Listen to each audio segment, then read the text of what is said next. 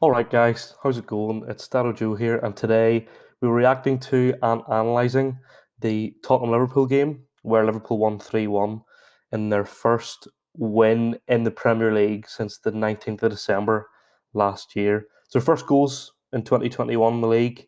Massive confidence booster for them. A big, big win at Tottenham as well, so massive for them. Um, for me, I thought the first half was pretty poor. Um, got better towards the end, but the second half was excellent just in general. Thought both teams really gave it a good go. And the first stat I really want to look at was possession because in games like this, what usually happens, what I feared was going to happen, was whenever Son looked to have scored that goal after 3 minutes, I thought, here we go. Spurs score and then sit back the rest of the game. But with that goal being disallowed and Liverpool going in front, it really forced Spurs to play. So even possession is unusual for Tottenham. Usually they would have a lot less possession in the game because they always seem to play defensively and then go on the counter attack. But we look overall at the stats, and Liverpool pretty much dominated the entire game. We look at shots, 14-3. Even shots on target, 7.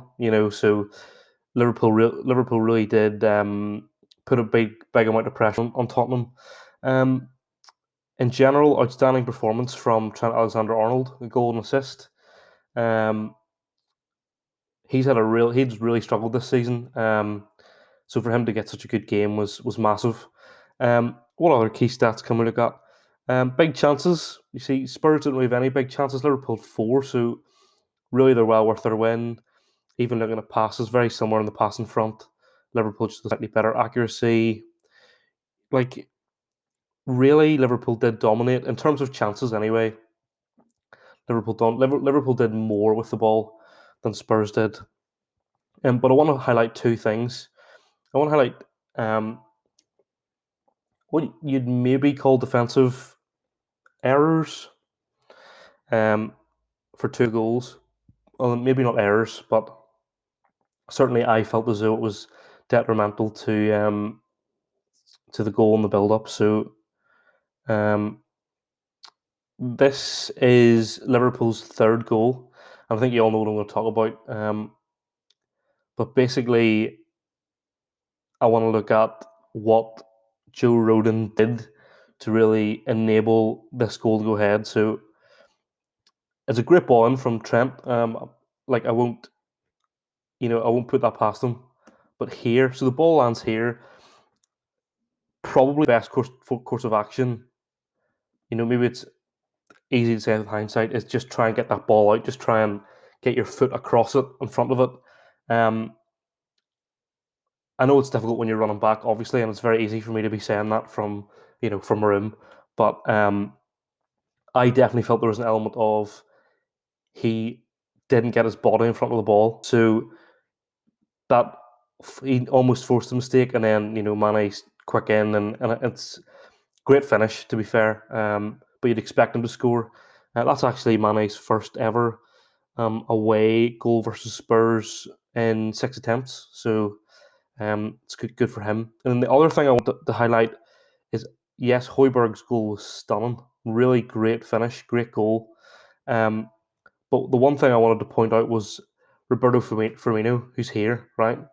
So the thing is, he's going to go off your screen, and that's the problem.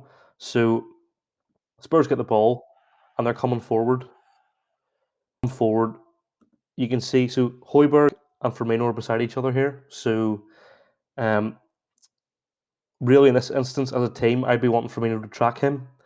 Um, just in case he does go around this area, you want someone covering behind, and also you want someone to be aware here, but that's besides the point. So Firmino stops. So now Højbjerg's got all the time in the world, really, here and outside the box. And then there's no one there. Like, look how much space he has. You know, no one here. There's no one here because Liverpool were ball watching.